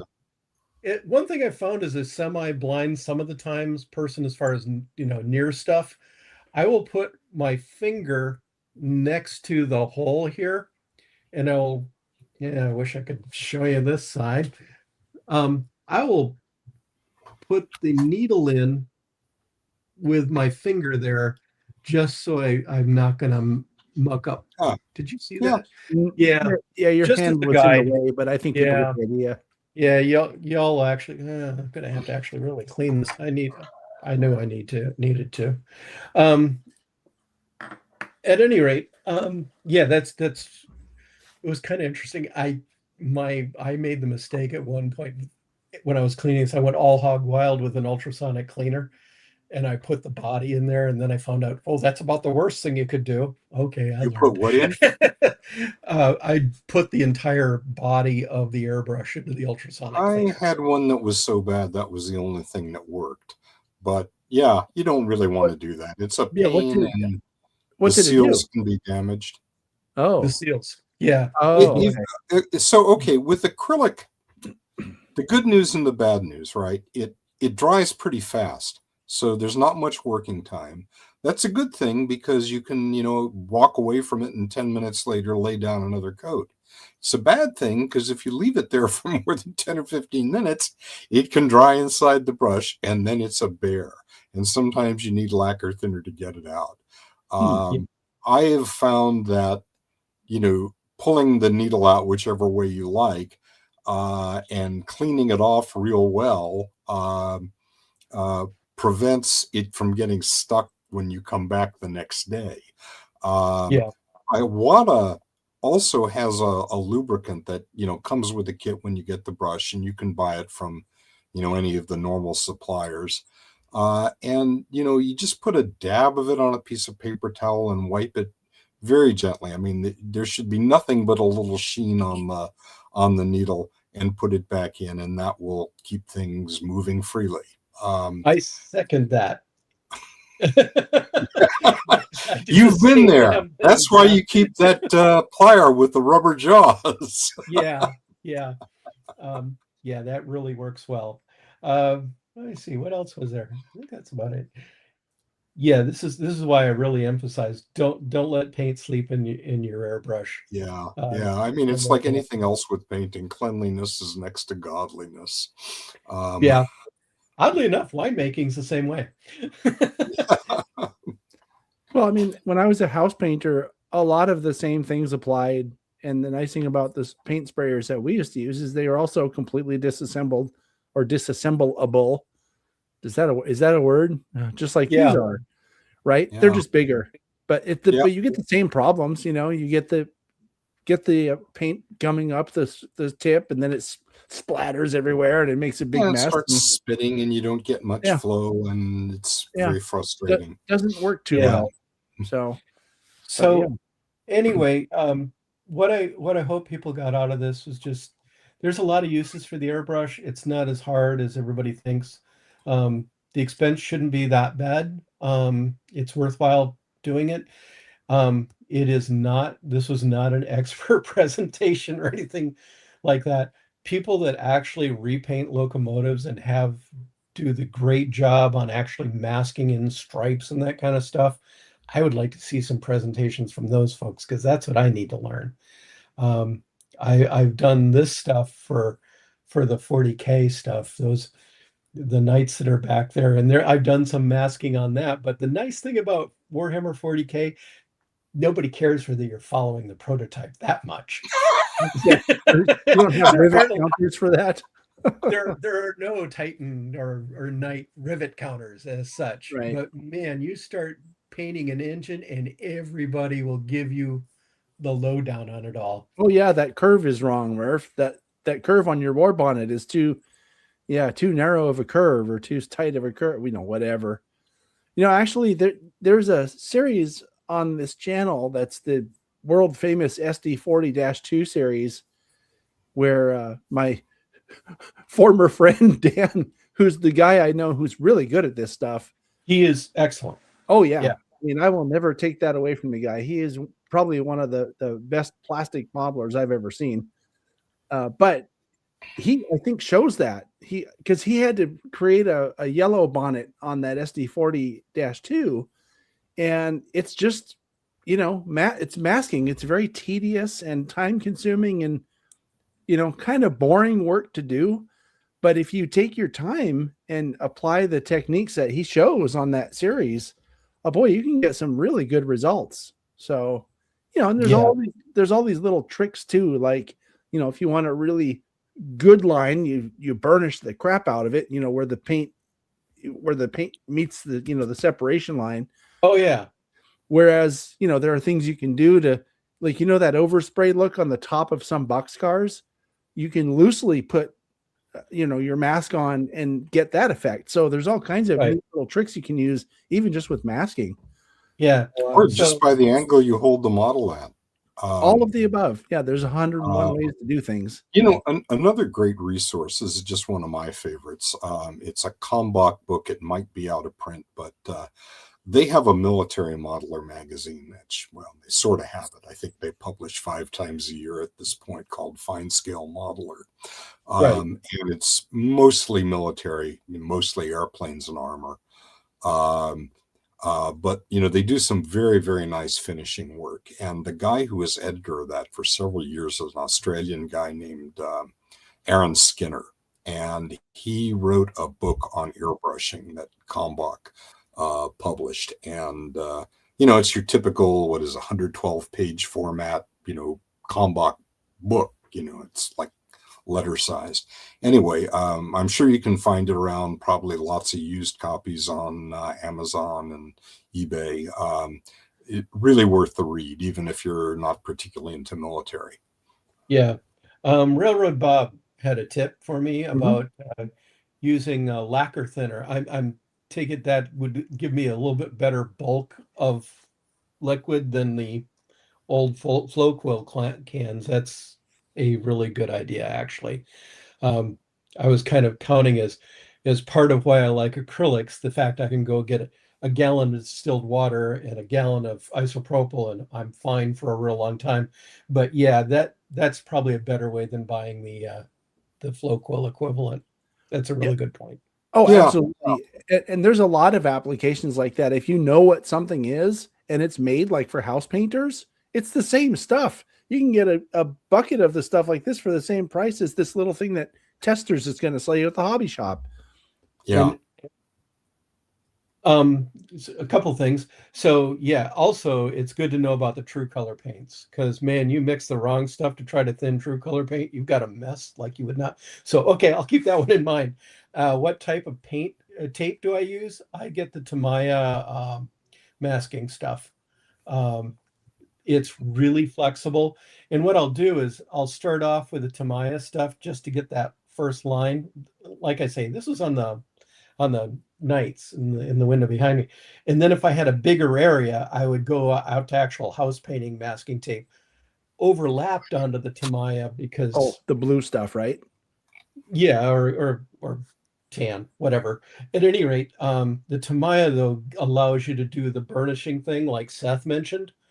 And it hugs the model really tight and allows you to go around raised rivets and the ridges like on the side of that hopper and that kind of stuff. Mhm. If you really want to get a line in there, yeah, that I know that much about how to get a paint job onto a car. But yeah, like I say, I want to know how do I get the measurements right? So I put it at the right locomotive, because where that line is matters, right? Seems But like it. anyway, yeah. Good question, Bob. I had a comment and I can't remember what it was now, but it had to do with that whole taping thing. I think that's a really clever trick, though, is to use the Tamiya or Tamiya, whatever paint, the stuff that's specific for this, just as your initial, point of contact, and then you could use anything below that, whether it be paper or whatever. Right. So that's a really Yeah. good tip, I think, because I could see someone using all the expensive tape and putting big strips in to block out a whole area where you don't really have to do that. Yeah. So I like As long that as you idea. don't, as long as you don't leave a gap between the house masking tape and the Tamiya that Of something course, can yeah. shoot through. The other trick that they teach in 40K painting classes is you can use silly putty to mask off things. That makes sense. That would be a really airtight mask too. Of course, it has to be in the right shape, which might be, Yeah. somewhat of Well, an issue. the military guys love that for camo, right? Because you Yeah. get blobby camo on armor or anything for that matter, and so you get a nice soft mask. Yeah. And Well, one of the things I was considering using it for, and I couldn't find a good model to do it with. Actually, I do have one that I want to try. I want to try to get a Bloody Nose SP unit, only I want to have the blanched red SP Oh. unit. It's been out there for a while, so I'm assuming I have to go across the color wheel and hit with the opposite side as a tint on top of the red. But I'd also like it to be such that, how sometimes it's like, yeah, but this much of the red actually kind of shows through reasonable. I'm like, I could probably silly putty that bit and then blanch the rest, etc.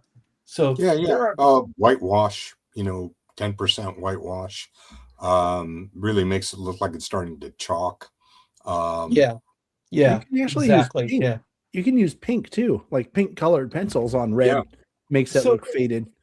I was reading a Pelle Soerborg Done in a Day book, and he said shoot this with green and you get this effect on the red. I think it was on the red. He was blanching out a war bonnet, and it looked perfect. And it was kind of like, green, why?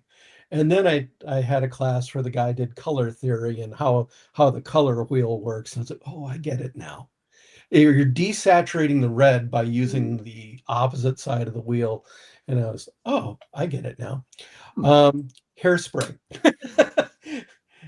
Super World Eater, Vallejo chipping. The only one I've done is Hairspray, which just was absolutely like, oh, that works. So I don't know why I'd use something else, honestly, You after doing that. It's Do you want cheap. to explain what that means? What he's talking about? cheap Yeah, hairspray. so It has to be cheap hairspray. yes, The it does. worst you 'Cause it's can gotta get. yes, the stuff that'll wash out with water, basically. So what you do is you put down like your oxide primer, and then you paint the color. Well, you oxide primer, let it dry. Hit it with hairspray in the spots where you want the paint to peel off and show the oxide primer, and then you paint over the hairspray with the end result thing, and then you rub water, I think it was, with a sponge on top, and the Q-tip paint or a sponge, peels. yeah. Yeah, the paint peels right off of the place with the hairspray and shows the oxide primer. So you're using hairspray as a mask, basically. Yes. Kind of, yeah. Yeah, only it's even more magic than it's very cool. Yeah, that sounds interesting, huh? Yeah, you kind of feather in there just because railroad. Now again, I'm not an expert, but the times I've done it, basically, yeah, I'll lightly spray from the tape side, shooting the tape side. Here's the tape. Here's the model up here. I'll shoot from this side just to kind of get a layer down, and then I can come a little bit more like this. Is that the way you do it, Bob? That makes sense, actually, to seal the tape, because there's that tiny, tiny, tiny gap Yeah. that we can't see, right? Even if you've burnished it, there's still a tiny gap there that paint will get into, even if your eyes can't. Yeah, that makes a lot of sense. Yeah, CMD Model says Tamaya always also offers different types of tape. I will have to check that out. Mm-hmm. Yeah, that was this one. Yeah. Yeah, So, the white stuff. Yeah, he's right. Yeah. Yeah, the other thing that was emphasized in all the classes I've taken is be aware of the spray pattern of what you're shooting. You'll notice that when you shoot, it can be really hot in the middle and then it feathers out. You use that so that when you're doing the shoot down from the top with dust, or the shoot up from the bottom with loamy earth or whatever, you want it to feather up. So you hit center on where you want it to be darkest, and you let the feather up one way or another. And sometimes you use the body of the model to keep it from actually hitting another plane. Mm-hmm. That makes sense too. Also, distance, right? Doesn't distance play a key role in the control You'll of get a softer edge the further out you are. right? Oh, yeah. yeah. That's something else that I remember watching people spray onto a piece of cardboard or something ahead of time and go, okay, this is what it's going to look like on the model. So I'm going to put the model about the same spot, Yes. to get the effect right that I want. Yeah.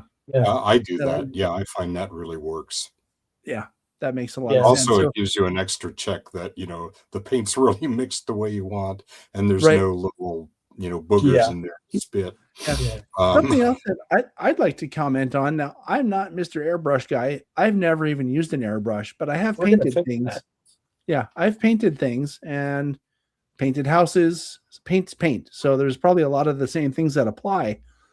And something I would imagine, and I'm going to go out on a limb here and say this like I know what I'm talking about, but I'm guessing really, and I'm asking you guys, shouldn't you also have your lighting? Let's talk about doing this on trains, okay? Shouldn't you be using like at least a 5,000 Kelvin light, because that's kind of imitates what sunlight is when you're indoors, so that when you paint something and you go put it on your layout, which hopefully also is at least 5,000. But my point is to use what you're using in your layout room to paint in also, so that your results are what you're expecting when you set it down on your layout. I guess Absolutely. Yeah. I'm going to go off on a rant here. Rant on, Murf.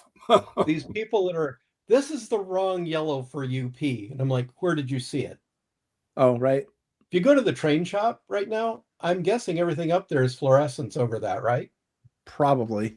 I don't remember. I've never really paid attention, but yeah, it's go to your home. What's the color balance of your lights there? I mean, I actually asked John when I was redoing my train room, and I'm like, what color should I go for? And he goes, go for, I think it was 5,500 or something like that. 5,000 to 5,500 is my favorite. So that's what I had him put in. And when I bought LED strips to go along the edge of my layout, that's what I put in. And so when I want to actually shoot, when I want to shoot colors onto my stuff, at my painting desk, guess what? It's another 5500 lamp there. Mm-hmm. Now, the thing is, let's say you put fluorescence in on your layout. It's going to be a really kind of, honestly, it's a funky color. It's a green color, actually. Yeah, Yeah. but you might warm it up at your painting bench, but you should probably make sure you have the same kind of lights over your painting bench so that you're happy with what you got on your layout. Yeah. And the other thing that really kind of gets to me about this, people talking about UP yellow. Honestly, if you go to Railroad Archives, is that still around? Anyway, go to any internet pictures of UP engines in the world. Tell me there's a one UP yellow after about 2 years on the road. It's not even that, Murph. You could have, unless you have two engines that just came off the paint line and they use the same batch of paint. Unless you have that, they're all different because they've all been in different places. They've all been exposed to the sun. That was one thing that's actually kind of, I don't know, turned my wrench or whatever they say, is that whole complaint about, oh, the yellow doesn't look right. And it's almost always UP. I mean, I guess you could say that BNSF orange or whatever, but it's mostly UP people. They're just like, the yellow doesn't look right to me. It's like the yellow is different on every piece of equipment you see out there. I mean, you could see a train with 3 locomotives that are all different color of yellow. Well, so it's kind of like, are you going to nitpick the yellow? What does your layout represent? Is it a brand new engine that just came out of the paint, shop that, I mean, yeah, that's something that kind of bugs me. And let's face it, no SP unit looks right unless it's already been weathered from the company. Yeah, they have. So, you're talking about making the red on the bloody nose weathered. Just make it dark red because it would have dirt. What about all the filth and the water running all the soot from the tunnels down? Right? Yeah. I mean, come on. Yeah. All that. So yeah, and at some point I want to do what is it? Rapido's coming out with CF7 sometime during my lifetime, I hope. And I've ordered a couple on decks, and I plan to paint them Roaring Camp. And it's like, well, you can get a real color sample of that. I'm like, I don't care. I'm going to mix my own, and it'll be close enough, and it'll probably represent someday on the line under certain lighting, because even outdoor lighting gets a little bit different sometimes. Oh, absolutely different. I mean, if you're out in a cloudy sky, that's a whole lot different from being out in the sunny sky. Yeah, I mean, I'm not going to try to make some wild color scheme, but it's going to be as faithful as I can get. But it'll be acrylics because and I don't know that anybody makes acrylic railroad colors yet. Murph, I might know a guy that could get you the exact paint for your paint chip if you want to just mix it. That's fine. No, I'd like to just go up to the engine and go, this looks good. Oh, I think AK has some railroad colors. I wouldn't swear to it, but one of the companies that spun off from Vallejo does. And I think somebody also has a line that's all the focal colors that the Lucasfilm artists did to do Star Wars. So if you want to do, and there's a funny thing, I'm going to have a 1/72nd model of an X-Wing. Right. Well, find me the prototype X-Wing. But I guess one existed at ILM at some point. But anyway, it turns out that the X-Wing is in fact reefer white, because that's what they could get in 1970. What was it, 3 or 4, when the movie was being shot? So those colors are actually available. You have to look around. Yeah. So Railroad Bob, I'm sorry, one up. Railroad yes, Bob once again. Railroad Bob is right. Using a yellow base. You can use a yellow base for your reds. I found, for me, most reds actually shoot fairly good. But yeah, sometimes I'll use a yellow base for that kind of thing, and sometimes I'll actually use a light brown if I want it to be a darker red. The worst thing, however, is various yellows actually don't always shoot well. And sometimes I'll put a tan underneath the yellow just so I get to yellow rather than whatever's underneath it. So yeah, sometimes you got to experiment like that, especially with an airbrush. Actually, even brushing it on, yellow is horrible at covering a lot of times. Oh, you get brush strokes. It looks like crap. Yeah, yeah, Yeah. that's the other thing we didn't mention about airbrushes are better. But Yeah, there you no go. brush strokes. Yeah. I Yeah, mean, I don't Yeah, want but you to. get a lot of yellow goop at the bottom of the bowl. yeah, yeah. Yellow is Uh, always the worst, though. I've seen posts on social media, and I don't know if the people are serious or not, but someone will post a picture of something that they did, and I hope they're joking because it sometimes seems like they're proud of it, and I look at it and I never comment that it looks terrible, even though I think it, but I'll look at it and go, if I had done this, I wouldn't have shared it. And they're almost always brush painted, and the worst ones have colors like yellow and orange where it's so goopy and gloppy that the separation line isn't even a line. It's like a goop. well, it's because a lot of yellows end up being kind of translucent. Yeah. And so you overcompensating by trying to add more, and it's just not making it any better. And Yeah. I don't know what it is about yellow, but it's just a thing. It's the worst, isn't it? Yeah. Here's something. This Dave Falkenberg 3276 says pink primer is good. I don't know though. This guy sounds a little suspicious. I don't know if I trust what he's saying. Oh, that guy? Oh, I'm not sure about I'd him. try it. Yeah, I mean he spelled Berg wrong. It's supposed to have an E, isn't it? Yeah. Are you being serious, Dave? I've not really tried a pink primer, but it might work. You'll notice that for the bumper, by the way, I used orange underneath, which it colored up just fine. But Yeah. I mean, these guys are all making a very good point there. I've Uh-huh. CND models, yellow likes a white primer. So, this is not just for military modeling fanatics who are trying to pre-shade. The color of the primer is important.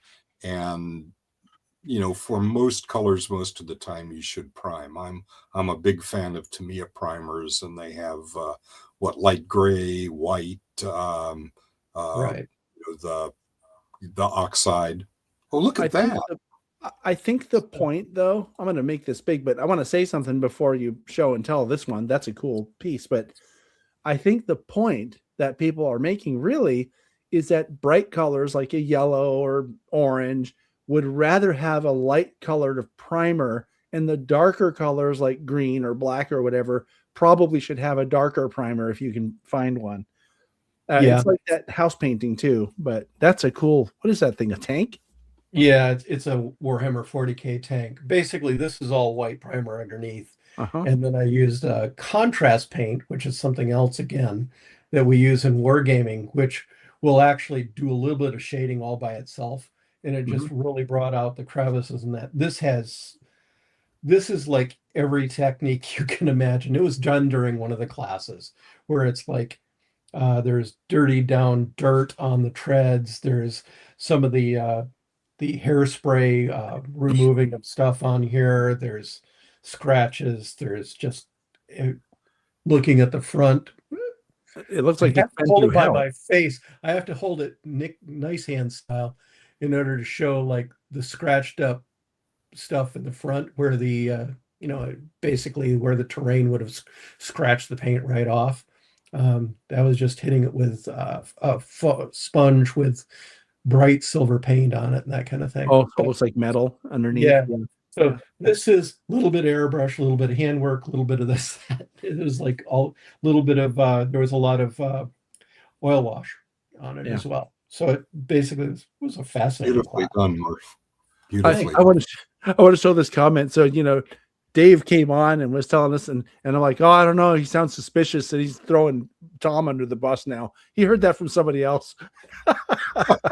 Yeah. That's okay, Dave. We're not.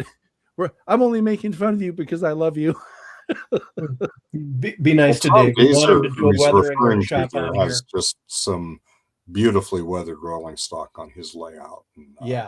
In the Twin Cities area. It's spectacular. Well, actually, Seth, you have some beautifully weathered stuff on your layout that came from Dave. So I do. I mean, Dave took some military tanks, some M1s, which were part of a load on my railroad, and I don't know, with just paint pens and 3 or 4 colors and 15 minutes, he had done a job which you really have to look closely at, and even when you do, it looks great. So with a few more details, that's going to be in service probably for the next off session.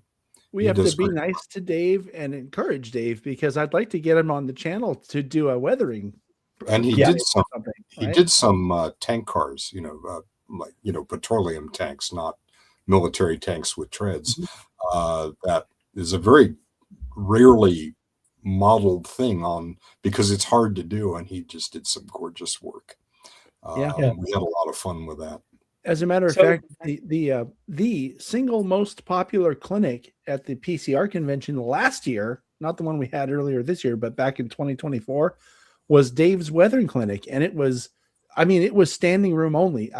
It was in the virtual rooms, so I got to see it, and there was nowhere to sit. It was just standing room only. I was like, wow. So it would be really good to have Dave share. One thing I'd really like to see you do is cover some airbrushing or some weathering and that kind of stuff as a how-to video, where it's actually video and not some guy punching a camera with his nose. Oh, well, I'm sure that we can arrange that, because it sounds like you guys know what you're doing with your airbrushes, and it's just a matter of putting it on the calendar. Right. Maybe for 2026. Always welcome over here and clean some crap out of the aisle with the airbrush in it. And there you go. Yeah, we have to be able to light it. We have to be able to light it for the video to look good. So, yeah. You tell me, wherever you want to work. Murf's are my place either way. Yep. Okay. We'll figure something out. Sounds good. It sounds like we have something to discuss over lunch here sometime in the near future. We should have lunch. Especially since I missed lunch today with They set up this lunch and then didn't come. The rest of us had a good time. If I hadn't inhaled that 4-pepper salsa, I probably would be fine. But I mean, do I sound hoarse? I feel fine. You sound okay now. Yeah. And I haven't heard you coughing. Well, sounds a little rough around the edges. Yeah, you haven't heard me coughing because I'm using the mute button every time I do it. Oh man. Well, it's happened again. We've been talking almost 2 hours. This happens every time where, I always think, oh, how are we going to talk about that for 2 hours? And then here we are, at the end of the thing. So, can't think of anything else that I want to add at this time. Probably as soon as I hit the stop button, I'll think, oh, I should have talked about that. There's that. That's fine. We've got plenty of time for doing more things. Yeah, but I do want to plug one more time that Layout Design and Operations Weekend. That's something that's really worthwhile. I told this story before we went live here today that I went for the first time back when, and I've been going ever since because of the headiness of the whole process, the whole thought process of layout design and also operations. I find operations very enjoyable, especially the actually doing the work part, the taking the train to wherever it's going and setting cars work, where they go and figuring out which ones you got to pick up and move. And that's a lot of fun. And if you're into that kind of stuff, instead of just running trains in circles, for example, this is a great opportunity to get in on an op session. And a great opportunity. I don't remember if Robert mentioned it when we were talking, but something else that's really cool about the Layout Design and Operations Weekend is that you can get a consultation. Actually, I think he did mention it, a consultation with someone who designs layouts. And there's a saying in the Layout Design Special Interest Group, which is make only new mistakes. And what they're talking about is you don't have to reinvent the wheel if you're doing your own layout. You can find out what other people have done that didn't work and just avoid that stuff. And this is a great way to do it because the layout consultations that we do during this event are free. I mean, you just sign up for it. And worth every penny. Oh, no, I'm sorry. Very good use of your time. Yeah, right. Well, I mean, free. You have to attend. So it's whatever the registration is, but that's not what you're paying for anyway. It's everything else. Whatever. The point is go check it out, bayldops.com, and sign up. And if you can't come in person, sign up for the what's it called, virtual, that we'll make sure that you can see and hear everything that we're experiencing in person. So anyway, I had the poster for it, but I got rid of it, and now I don't know what I did with it. Oh, here it is. Let me just bring that up one more time, so I just want to make sure that people have all the dates and everything down. This is only a month and a half away, so get her done. Okay, and you know what? We should sing for Railroad Bob because it's his birthday today. Happy birthday, Bob! Hey, Railroad Bob. birthday, Happy Bob. birthday. Yeah, Yeah. he's only 70 7, years young. so gonna be around for another 40 years. Sounds good to me. Have a great dinner, Railroad Bob, and if you're having a tip one back for me for your birthday. Here we go. All right. Okay, guys. Well, thanks again for taking the time. I'm very sorry I missed lunch. Maybe we can make up for that some other time. And yeah, it was just great. I learned a lot, and it's making me. I don't have space for an airbrush, but I'll come over to your house and mess up your airbrush. It's You can fine. do that. You can do that. Seriously, I'm sure either Seth or I would love to have you over, and See? I've got plenty of junk cars for you to shoot at. Yeah, Yes. see, this is what I like about you guys. You actually encourage me to do things. I like that. I could see that. Oh yeah, well, you should go over to Seth. You should go over to Murf's house and do it at his place, right? But do it on the other side of the mountains, yes. Right. It doesn't drift over here. Murph's That way like, there's no overspray to your layout. right? And Murph's over there. No, I think you should go over to Seth's house to try to pawn me off to the lowest bidder. Santa Cruz Mountains as a mask. Absolutely. man. Or go up to Providence's if you want to pollute the Santa Cruz Mountains. There we No, go. that's even better. Yeah. 70 miles the other direction. Yeah. All right. Well, thank you very much, guys. And thanks to everybody for watching as usual. If you're catching us live or on the replay, share it with your friends. Happy holidays to everybody, as I mentioned earlier. And yeah, Happy New Year, because we won't be back with another Talking Trains until January. So Oh, wow. Well, Yeah. it was a great year.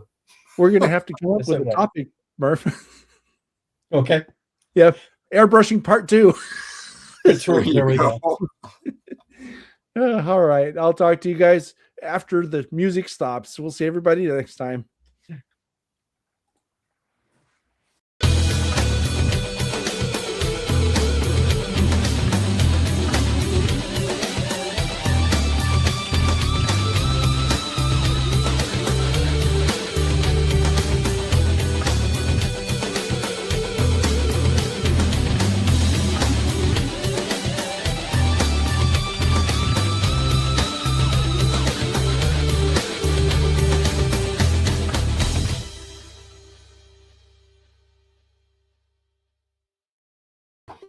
Oh,